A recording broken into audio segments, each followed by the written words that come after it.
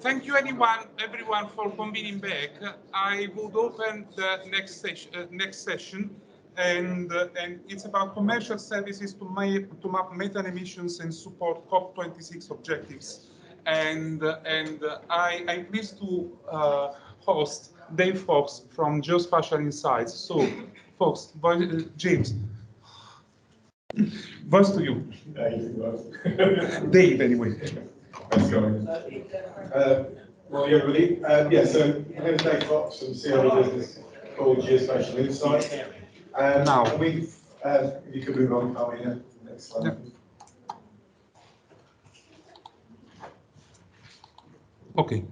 Okay, so essentially, a bit about background. I've been in the Earth observation industry for 30 years, and set up Geospatial Insight back in 2012. Essentially with the remit of taking different types of geospatial data and transforming that into intelligence, principally for the insurance and the finance sector. So that's been our focus. And I think what's interesting is the journey that we've been on and how particularly that's changed in the last year as climate-driven imperatives from business and demand from business has grown. So, but that's what we do. And I think one key thing is when we set up the business, we saw lots of new satellites, we saw different ways to exploit this growing kind of this avalanche of new data. What we didn't see was the ability of AI to enable and rapidly enable scaling of the manipulation of that data and extraction of information. But we've embraced that, and now we do a lot of AI development and applying that to Earth observation data to extract meaning. So that's really what we do. Sorry, move on, please.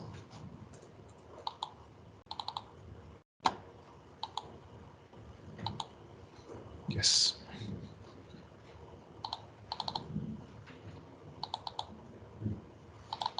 This is embarrassing. Okay. Right. Just about.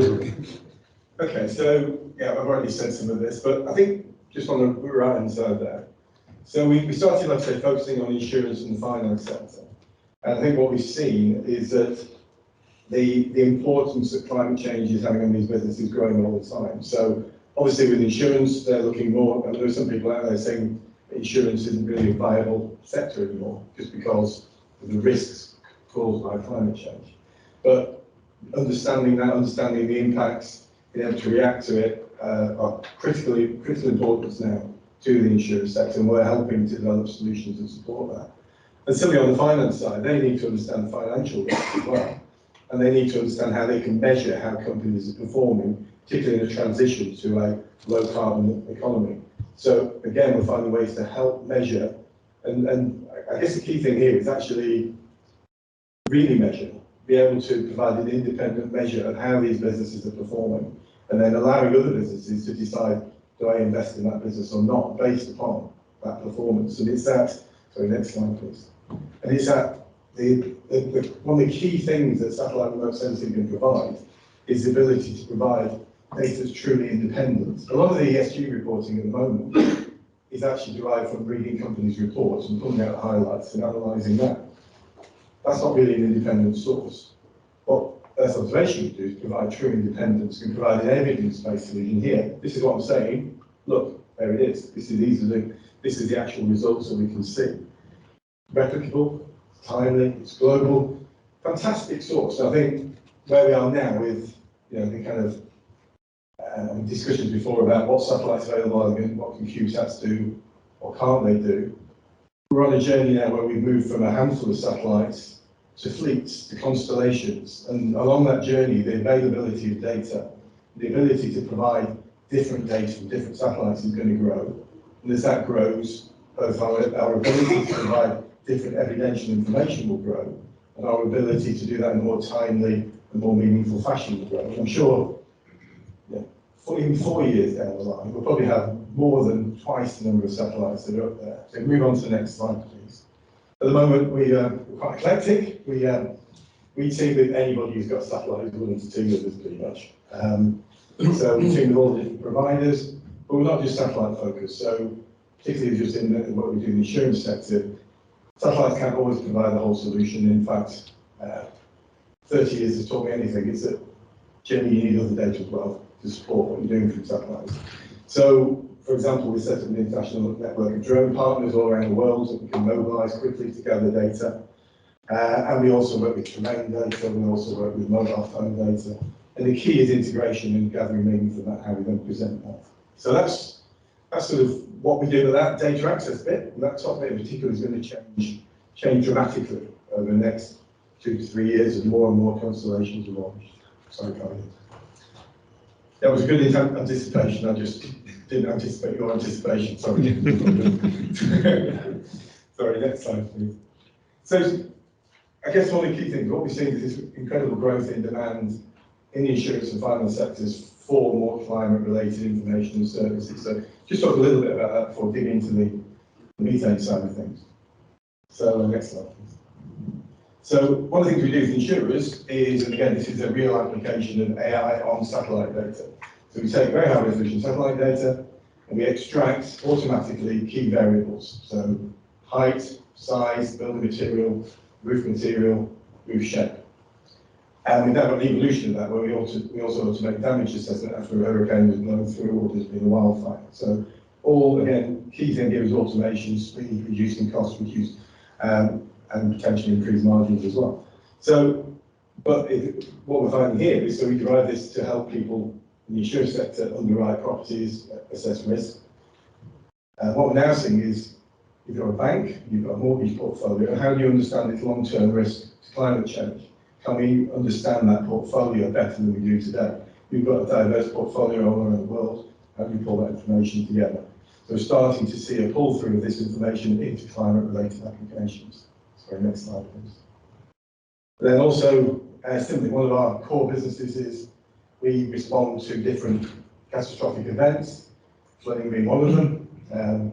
Got phone calls this morning about the flooding in Cumbria, but I guess from my perspective, unfortunately, it wasn't bad enough anyway. But we do respond to flood events, to hurricanes, things like this. And here we take lots of different data sources, but what we're getting is we're seeing an increasing frequency of these events, and we're seeing increasing severity as climate change starts to kick in. But we're also providing a very valuable evidence base of what has happened. And that's now been starting to use to refine climate models and risk models as well. Moving more on to the how can information be traded relating to climate change. So we're working this time, this actually was a spin out from Nottingham University called Tyan-Carter. We're working very closely with them, and they've got a developed technology that enables very accurate surface movement measurement from radar, SAR, INSAR applications. But it works over any terrain type, which is unique. And that allows us together to monitor the movement of peat soils. And we can actually identify which peat soils are the most degraded, which peat areas are most degraded, and then monitor how they recover if a recovery plan is implemented. And this is really important because peat's an incredibly valuable resource in terms of carbon. It's also quite a big emitter if it's managed badly. So we can turn that around, we can provide a good way to identify these emitting sources, but we can also provide a way to monitor their recovery and also provide a genuine evidence-based MRP solution. So this is and this ties in very closely with what in terms of the kind of methodology and how we can see clients using this with what we're doing on the methane side. So if you could move on, please, Carmine.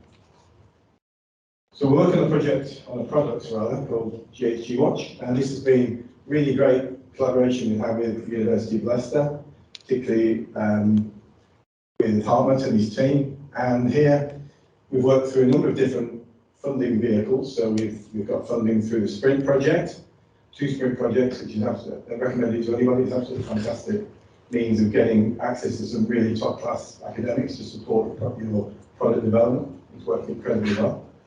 And then also we've secured funding from the UK Space Agency through the National Space Innovation Programme. We found out a couple of weeks ago we've won funding for the next phase, and that's going to allow us to carry on developing this product. And again, the key thing is what we're looking for is a means to detect methane emission sites, so point emission sites, and then be able to monitor them in the future. And to do that without building specialized satellites. So next slide, please. So, the context, I think I'm sure everybody's aware that methane is a very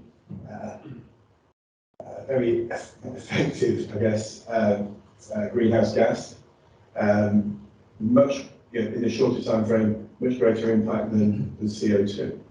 I think you've got industries such as oil and gas who are major contributors, but they're also really aware of that. And it's interesting talking to these businesses just how much emission reduction is now front and central of what they're about. In fact, if you look at their reports, it's pretty much at the front.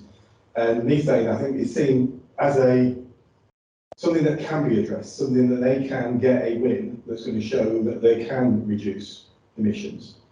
And so, more and more countries signing up to different standards of methane emission reduction, and more initiatives such as Global Methane Pledge to actually say, yes, we are going to do this in countries and then companies signing up to do that. But again, how do you provide a means of monitoring that? There's lots of different methane detection methods out there, ground-based and drone-based, for example. But how do you tie that together? How do you do that consistently at a global level? And it's here where we're developing the product working with Leicester to define that. And what we're seeing is that demand is not just in the oil and gas, as I said before, it's also the finance industry that's looking to see how different companies are performing. And what's driving again demand for this is that the green investment funds are proving to be the most lucrative funds. They're attracting the most investment, they're attracting the best returns. So it means of supporting that, providing evidential data to support that analysis and verify that these funds are actually achieving what they're setting out to achieve is really important. So that's really what we're working on and trying to come up with a method that's very much evidence-based, but also transparent, that people can see the methodologies that have been used and the outputs are genuinely useful and applicable. The good news is that even though there are a limited number of satellites up there at the moment that were designed at GHG-SAT, I think it's the only one that was designed specifically to detect methane. What we've been focusing on is taking existing satellites and working out means to detect methane using that data and work out that very wafer-thin, if you like, signal that's in the data that we can then identify and then monitor. The good news is that whilst there's some satellites up there that we're already working with and using that data, there are more coming in the next 2 years in particular that will then be able to bring on board. And the key thing we're trying to do is create a platform where we can verify the utility of these different data streams, qualify them, publish the efficiency of them in terms of how well they can do the job we're asking them to do, and then provide a platform whereby different users can access this data. So that's really what we're trying to achieve. I think working with the university has been absolutely critical in doing that. That's my bit. So can hand over this. Yes, let's hand over now to Cristina, Yeah, and then both together have a Q&A session. So.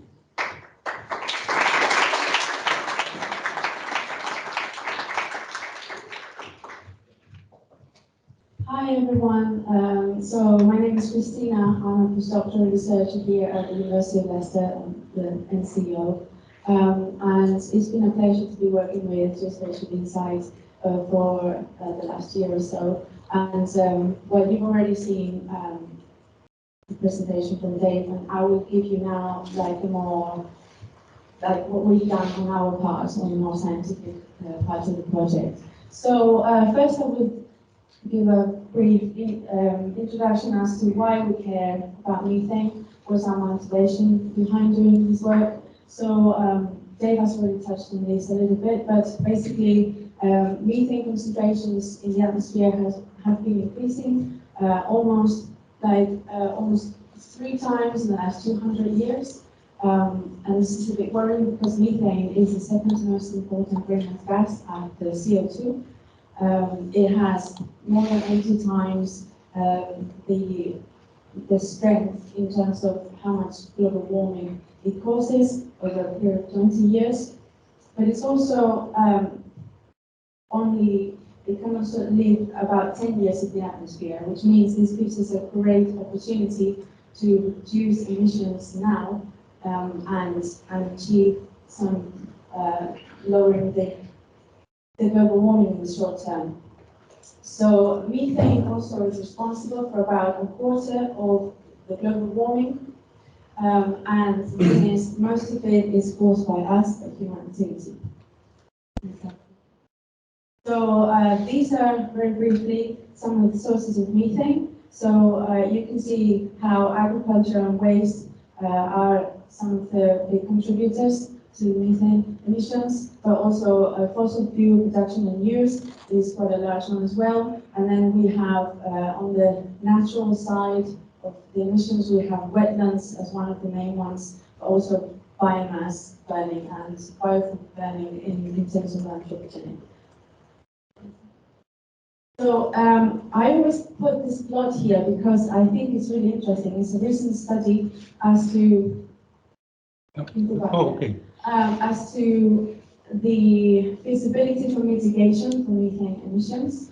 And don't worry about the complexity of the plot, but I want to focus your attention on the oil and gas, which you can see there. Basically, what this is telling us is that out of all the sectors, is one of the most economically feasible to reduce emissions. And this is partly because all the methane that is not emitted is also saved for them, and sometimes it's as easy as fixing some faulty equipment and stuff like that. So next slide, please.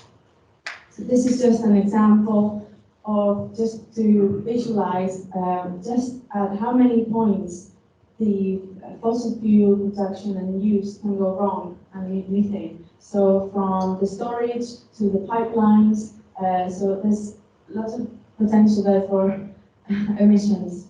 And so this is a good area to be focusing on. So I thought I would give you a brief overview of how remote sensing works. Apologies for the experts in the room. But basically, we can measure methane in several ways. One of them is using in situ instruments. This, of course, provides only a small handful of data points. But then we can also use remote sensing using aircraft, but also spacecraft. Next one.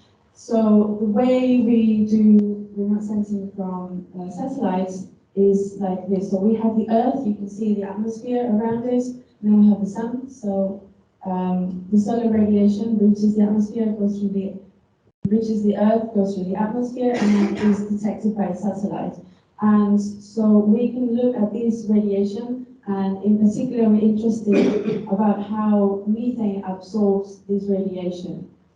So the really cool thing about Earth observation is that each molecule absorbs the light in a particular way. It's like a fingerprint. So this allows us to work out how much of this gas was present when the light went through it.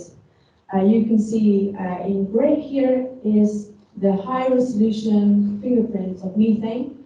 But I also wanted to illustrate how a satellite would see this, because obviously there are some limitations. And for example, if you see this red line here, this is how a particular satellite with 5 nanometers of resolution would see this signature. So we'll come back to this later. So another thing to illustrate the advantages and limitations of satellite observation. So we have several things that affect how well we can use the data. So for example, we have the spatial distribution. This is very important, particularly for methane emissions in oil and gas, because they are very small point sources, and so you need a lot of resolution to be able to see them. You can see in this example is simulated methane plume, and you can see what you can see with the satellite at different resolutions. On this bottom right here, you can see how you don't see the detail at all. Another really important parameter is the noise. Ideally, we want as little noise as possible so that we can see more detail about the plume. So at the bottom, you have an example of high noise, and you can see how the plume is smudged. Next one, also two really important parameters is the coverage and the temporal resolution. This means there's satellites that can see the whole Earth on a daily basis, but these provide limited spatial resolution and also temporal resolution. You get one observation per day. Next one. This is illustrated here. On that side, you have an example of data from Tropomi, about Sentinel-5P, and is an example of what sort of data you get. This has a resolution of 7 kilometers by 7 kilometers, which means 1 pixel is really huge and you can't see the details. So this is why we are looking at using satellites with really fine resolution, like these two here, which we've been using in this project. But the thing is, they are used in synergy. We first look at the Tropomi data to identify areas with consistently high methane pollution, and then we can zoom in with these other satellites, which is great. So we have WorldView 3 is a commercial satellite. Actually, it's not designed for methane, but has really convenient methane absorbing bands. So it's been a case of let's see what we can do with it. And so also, by the way, this satellite has imagery that is regularly used in things like Google Maps and Big Maps. This is the highest resolution to date for methane, it's about 4 meters.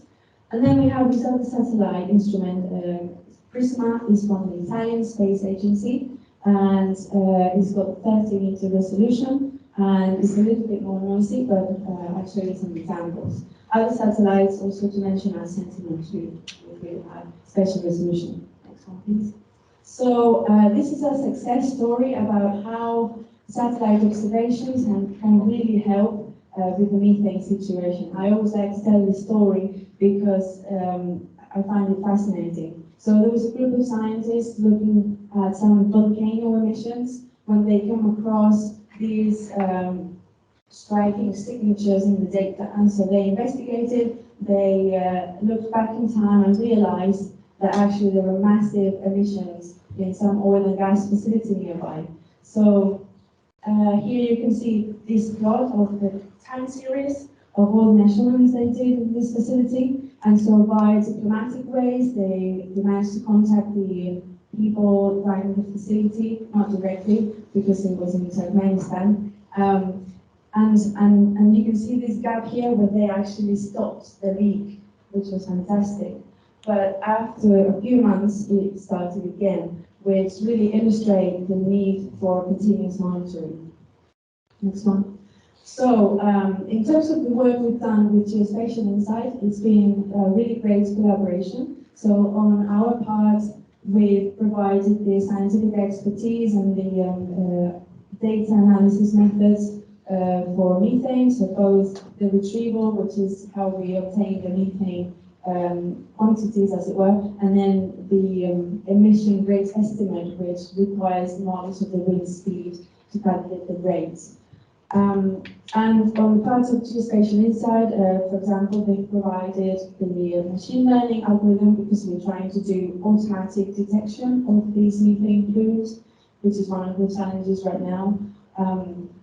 There's a lot of human intervention and looking at the data by eye.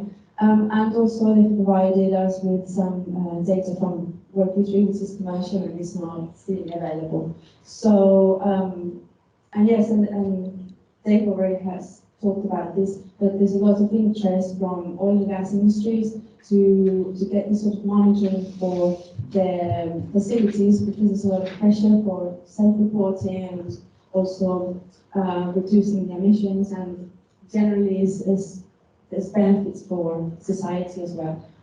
Next one, please. Now I'm going to show you some examples of the work we've been doing. So this is actually there's a video, if you can play it when it comes out. How? So this is a case study for Leicester Innovation Hub. This happened a few years back. It was a massive blowout in an oil and gas facility, and it was one of the worst disasters in this respect. Maybe don't worry about the video. No. It was just an Just with infrared no. footage Okay. of the emission of the event. But essentially, we were able to see this plume of methane using WorkView 3 data. Can you go back to the previous one? So, yeah, this is our result. So you can see the plume of methane of this event. So next one, please. Yeah, this is another case study of the Middle East in an oil and gas facility where we were lucky for us to find a couple of plumes. This is what the visible image looks like, and this is what I love about Earth observation. This is what you can see with your eyes, but actually, if you look in the infrared with our retrieval algorithm, this is what you can see. So there's several problems here. Because this instrument wasn't designed for methane, so the resolution in terms of this ability to resolve the signal is not great, so we get a lot of artifacts from the surface and stuff like that. Can you go forward a little bit? Surface artifacts.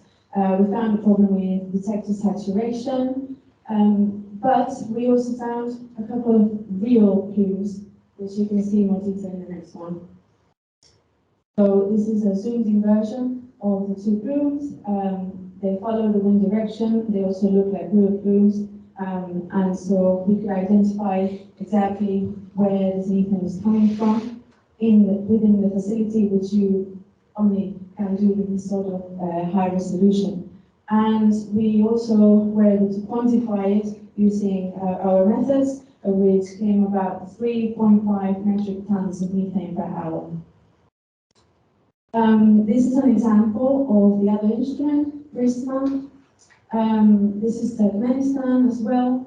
This is a good area because the surface is very bright, so this is good for satellite observations. And on the same facility, we've seen 2 different plumes on 2 different days. I'm still working on quantifying them, but I think it's about 10,000 kilograms per hour. Next one.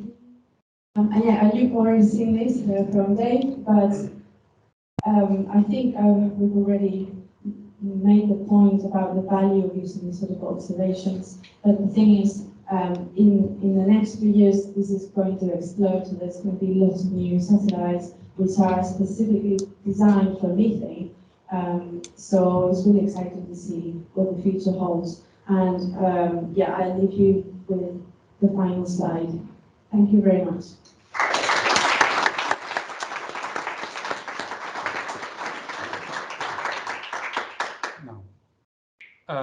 Thank you both. I would open questions to the public, but I have one question first, because I liked a lot that slide where you put university expertise plus company expertise equal commercial interest. Now, who pays for this type of service? Either of you, I mean.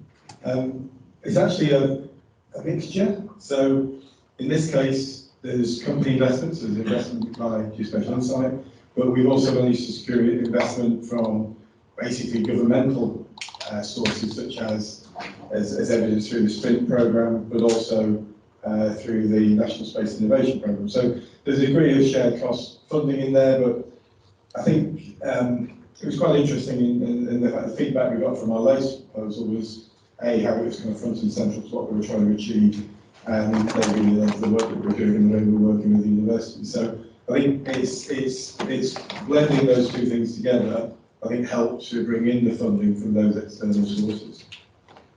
Okay, thank you. Questions from the public? Online, please, and in person. Yes. Hi, so I'm currently managing development of some AI software in finance and talk to some ESG finance companies as well. But so I was particularly interested when you talked about ESG finance companies using your software to make decisions on what to invest in. So I wanted to know if you know how they use your software to augment their current decision-making processes, and how you use the feedback to develop new products or add new additions to your products and services. Yeah, so I think it's an early stage. I mean, with this program, we're not, the next phase will get us much closer to an operational status, so it's not fully operational yet. We've been talking to a lot of different ESG companies as part of the program. So they're both companies who provide ESG data and users of ESG data. And I think it's its ability to measure empirically that's key to them. I think they appreciate that the feedback we got was that they can show that they are monitoring the companies that they're investing in more accurately, they will more likely attract more funding because it's not evident greenwashing. So that was one of the drivers that we were getting as feedback, is that you can actually provide this data. As the capacity builds and we can monitor different companies, we developed a kind of prototype ESG index for different oil and gas companies. And if you can actually then measure companies' performance against each other, that then is something that can be solved and can be trended. And that was the basis for understanding who's performing well. So it'd be interesting to see how they weight that data compared to the normal accounting data that they use to make their decisions on what to invest in, based on growth forecasts. Absolutely. I mean, we do provide quite a bit of data and information into the sector already on different applications. And again, it's never used in isolation. It's a contributory factor. And what we think, we're hoping that as a kind of very evidential base, it will have a considerable weighting, but it won't be the only factor. There's no doubt about that. And how do you use the feedback that you've got? I mean, do you use the feedback to change the type of products and services that you offer, or create new products and services? Yes, absolutely. I mean, I think the key thing is listening to the customers and understanding what they want and trying to convert that into an information stream that they're going to consume. That's the only way they're going to buy it. They're not going to buy it and force it on them that doesn't meet what they need. So, we in the first project we came up, the first National Space Innovation Programme, we came up with this prototype and we socialised that with them. We got feedback on that, and in the next project we'll be implementing that change and refining it based upon that feedback. So yeah, so that feedback loop with customers is absolutely key. Really interesting to know what kind of new features you kind of integrated based on. Well, when we've implemented that. Thank you very much. Thank you. Thank you. Questions?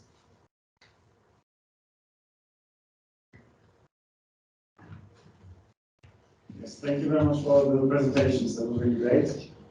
And I've got one question about the methane map from Bhuhi that you showed, Cristina, and that is why the methane concentrations appear so high over the dryland areas of the Sahara and so on around the equator. Actually, I couldn't tell you why I'm not sure. Maybe it could be biomass burning, perhaps, Rothia? Wetlands, biomass burning, maybe. There's also quite a bit of oil and gas down there, I think. Yeah, Algeria, Egypt. Thank you.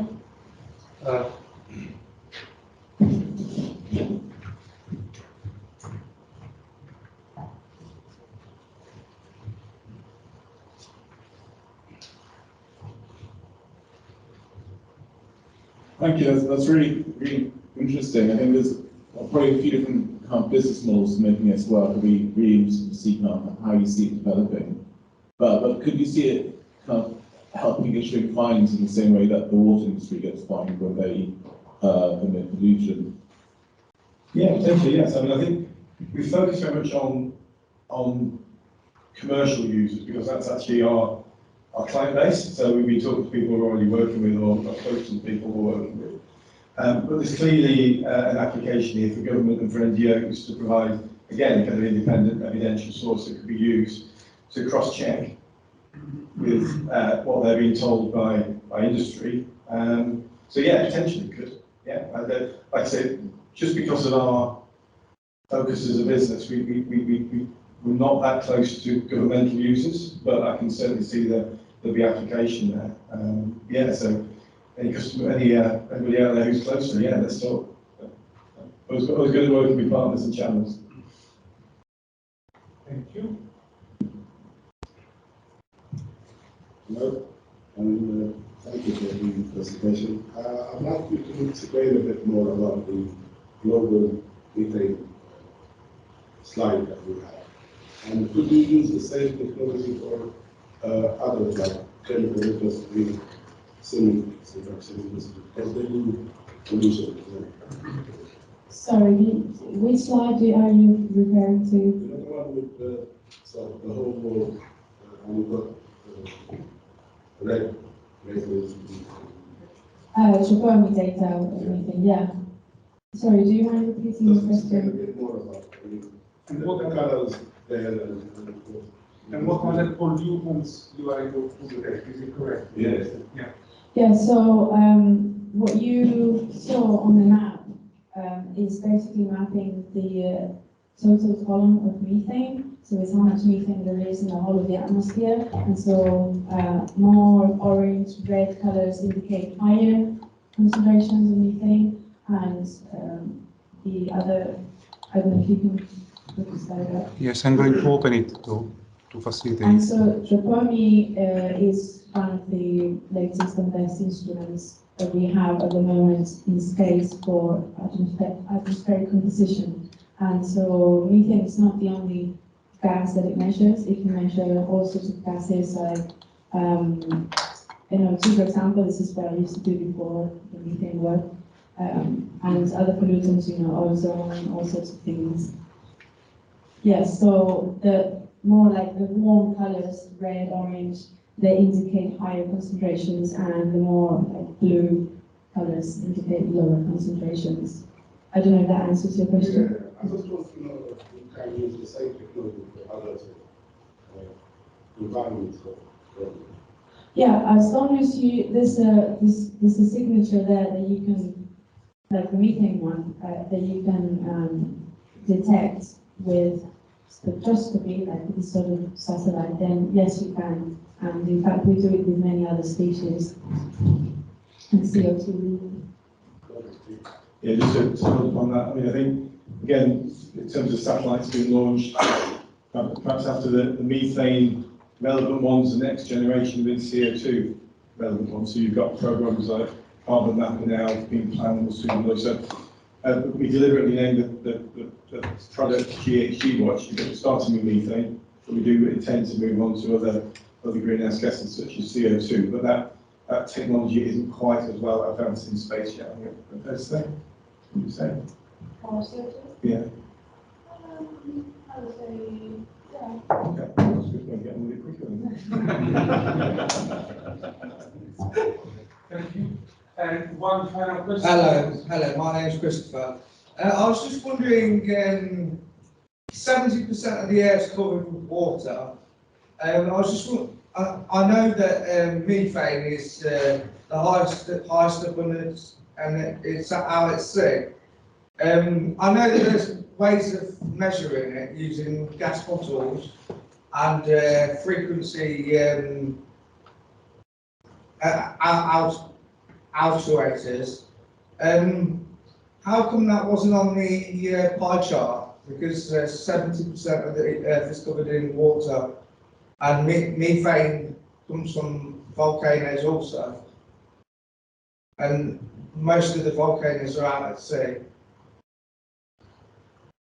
Okay, so can you maybe put the pie chart on the screen? Yeah. So I think you're referring to the pie chart with the sources of methane? Yeah, yeah. So there's a tiny little bit there that says other natural sources. Okay. So I'm guessing that's included in there.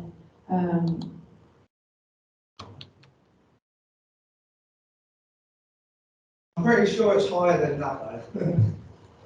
Well, this is data from the Global Carbon Project. So I would say it's pretty trustworthy. Okay.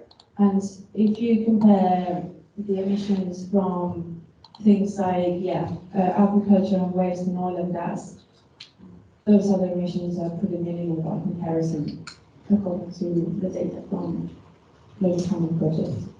Okay. Thank you. Thank you. I was going to refer to that slide actually, where you suggest that 14% of methane emissions are the result of landfill.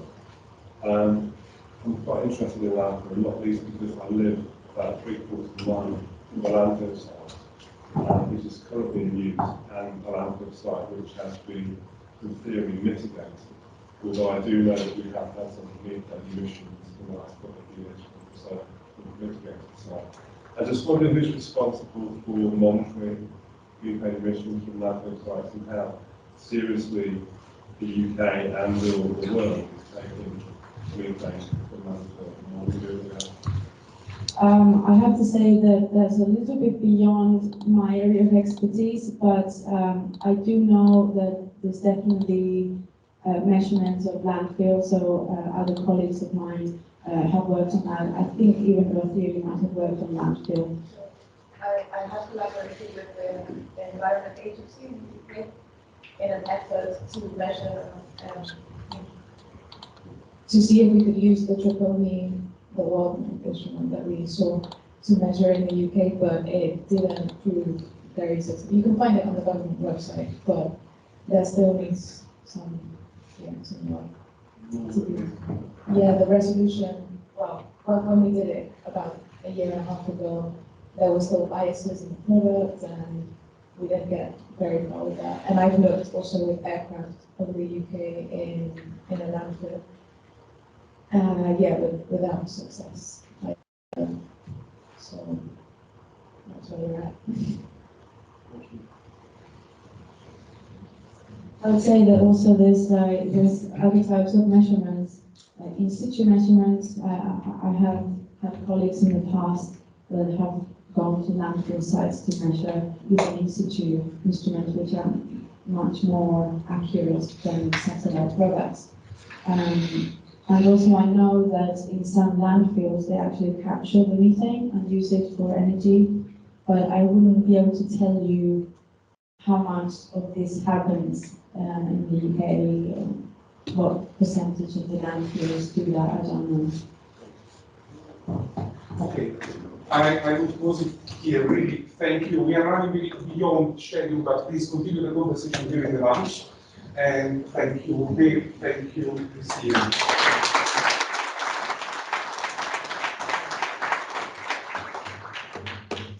Now, the final session, we will try to make it very quick, but it is about powering innovation together, because we believe that in the power of collaboration, 3 examples today were all about collaboration, academia, industry, and the resources that are available in the Netherlands.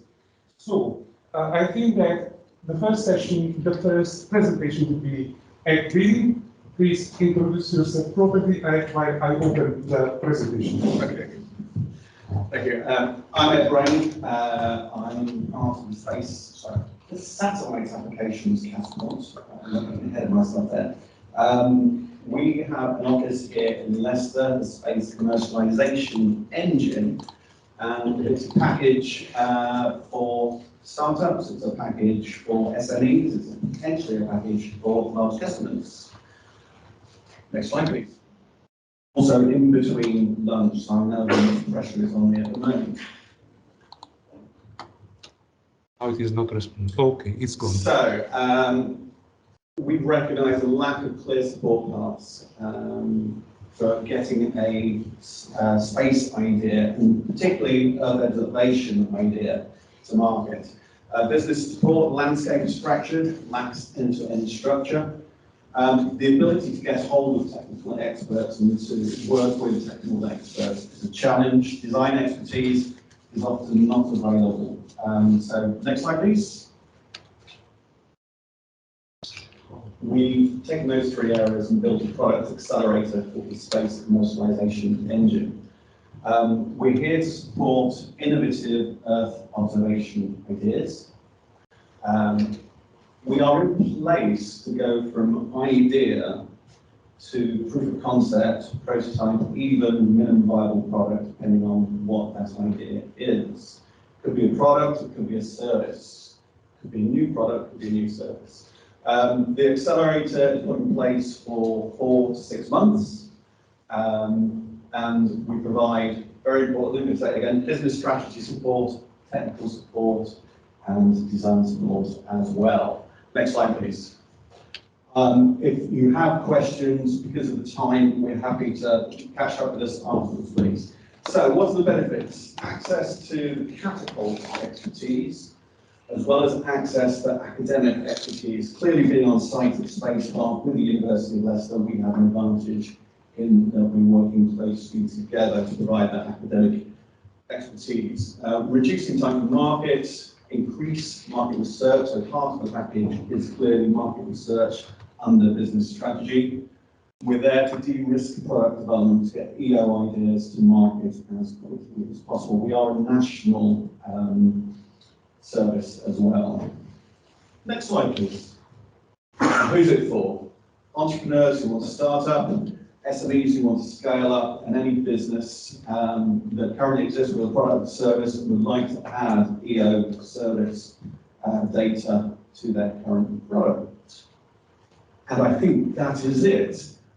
So conversations are the best way forward. We have a lovely free pen outside. You can all take a free pen, please. There is also some information about what we do, but please come and see me afterwards. Happy to have a chat. Thank you. Thank you, Ed.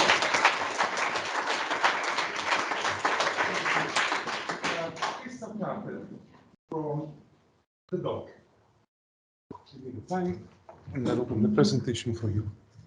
Hi everyone, I'm Crystal-Tyan and I am the manager for dock facility, which is just next to ASDA if you come through that way.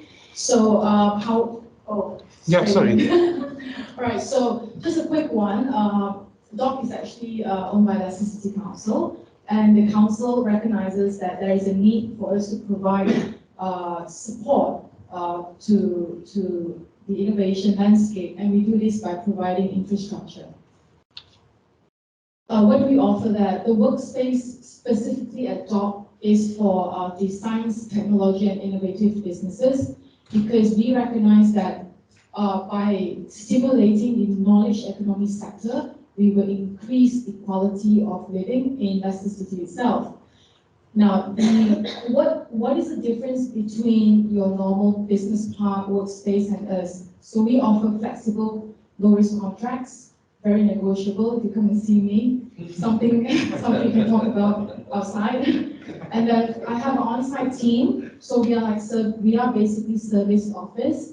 And more importantly, we have innovation support by our partners like Rajinder and her team, Leicester Innovation Hub, the lab, and British Business Bank if you need finance, and many more. So we talk sustainability, obviously is very hot on today's topic. Our buildings are with the excellent rating. If you go and check out green. Next one, please. All right, so DOC itself is made up of DOC 1 and DOC 2. The difference is DOC is the offices that are slightly smaller. It's very suitable if you're a startup or SME. And then from there onwards, with all the innovation support, we will help you to expand into DOC 2, whereby we have bigger units. Yeah. Next, please. I'm going to slide this in because the upcoming exciting project that we have in Leicester City itself is Gresham Works. It's centrally located in the city centre. It's on Market Street. I'm not sure if you guys noticed it. If you've not, go take a walk or come see me. I'll take you there. We are all about flexible workspace here, premium quality, and you have access to gym. So I know here today there's a lot about work, academic support, but let's face the fact. We work so we can play, right? Right? And we work so we can play. So this is the perfect place for you because we have a restaurant park, we have apartment hotel upstairs. If you guys are going to talk business, if you have people coming from outside of Leicester, they need some place to stay, they can go upstairs after you smash them at the pub. And that's it. Right? So next, please. No, this is the last one. I think so. Is it? Oh, all right. That's it then. 5 minutes. Yeah, that's good. Thank you.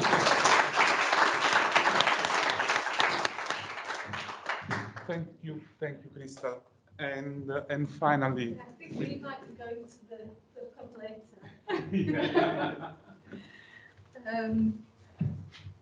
Okay, I think we're doing this as a double act, aren't we? yes, Yeah. let's try so. So, thank you, Ed and Crystal, for giving us all that information. I, as somebody from Leicester, been here quite a little while, even though I've still got my Yorkshire accent. I'm very excited about Gresham and that coming to the city. So there's going to be more announcements, hopefully, in terms of the work that we're linking with on Gresham. So it'll be nice for us to be able to do that. So just a couple of things in terms of the Innovation Hub. We've said that word quite a few times, but just to say, essentially, we've got the hub there to help you in terms of navigating the university and being able to really strike up collaborations. And essentially, our job is to help you do that and obviously access money as well. So that's really what we're about. And again, you know, really working with colleagues like the Satellite Applications Catapult and with DOC, what we're doing is really expanding that whole ecosystem and working together. So that's our job essentially. Don't know if you want to go on to the next slide. Yes. Yeah. Yes. So this is where we normally are. So if any of you have not been there, this is the space that we're normally in. And obviously we will be looking to get back there come the new year. And hopefully, you know, COVID permitting and things reducing in terms of numbers, and then we are actually happy to be in the space because obviously slightly more confined than we are here at the moment. Yes, yeah. But not an issue because after all, as a team, we are present here as well. So it means that you can find us all over the place when we are talking about innovation. Yeah, indeed. And we plan to also go to our new facility that's over at the business school. So we will be looking to have an event over there at some point in our calendar, because obviously it's last Friday of every month. We'll be running the next Innovation Friday on the 26th of November. Yeah. Do you want to go? Are we there yet? Oh, okay. It's later on. So this is just a little bit more. In fact, what I will do, and this is what I wanted to do. So if all team members can stand up, and I just want you to introduce yourselves so everybody knows who you are in the room. So, Neslihan.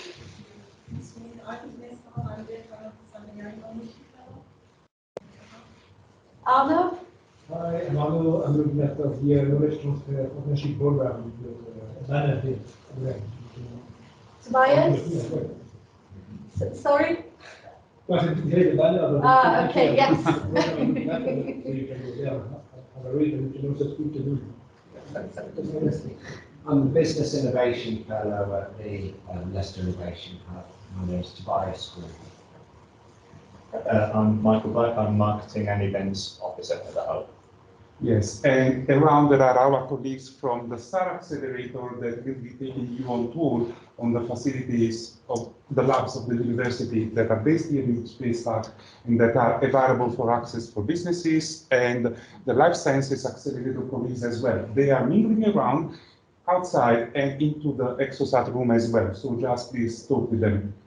Yeah, so we just, I mean, in terms of the team, we're a number of teams that have come together. And similarly with the Space Park Leicester team, we do work in a very integrated way. So just, it's not a case of, you know, we share information in terms of the fact that what we're trying to do is make sure that you are able to access really everything that is actually relevant for yourselves. Well, there's one colleague that did not stand up. Please stand up. Introduce yourself. Yeah. Hello everybody, I'm Villena from the Innovation Lead for Space Park Leicester. Space Park has many innovation programs, and the one that I'm predominantly working on is the Sprint program. So we're more about working with SMEs predominantly, trying to help them develop the next generation of space products for either upstream or downstream applications. So I'm going to be in the foyer later, so if you want to have a little chat, I'll be there. Thank you. Okay, should we just Next one. yeah, so this was just really a little bit of signposting to say that Arno can maybe say a little bit more about this, but we've got an event on the 16th of November that we're running as part of the Leicester Business Festival. And this is a joint event with Loughborough and De Montfort University, so it's the 3 universities coming together to talk about knowledge transfer partnerships. So if you're interested in this, this is a national programme, I would say obviously there's information that you can talk to Arno about a little bit more, but this will give you the opportunity to see how this might be relevant to your particular project or activity. I think there was one other, but is it the next one? Mm-hmm. Yeah.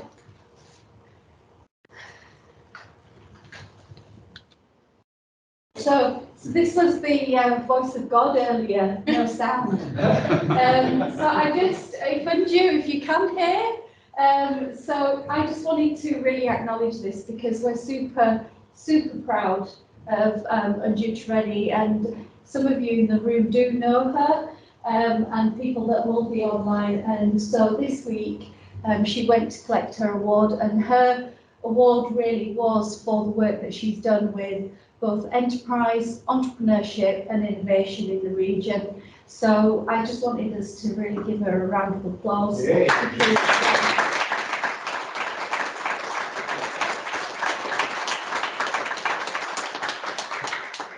So she wasn't able to be here, unfortunately. She doesn't have what's going around at the moment, but she has been a little bit unwell this week, so felt that it was not appropriate to be here. So a big shout out to Anju, because she's a real powerhouse and absolutely I was talking about enthusiasm earlier. She is the most enthusiastic person that I know in terms of driving projects and working with companies. So huge thank you to Anju and congratulations. So I'm going to end it on there, just to say thank you to everybody who has been part of the various panels and joined us for what has been really a complete journey of moving from that startup, scale up and beyond. So really fantastic that we can have the opportunity to network, eat some lunch, and also to say to people that are online, thank you for joining us today. And I think that's closing the whole event. So thank you.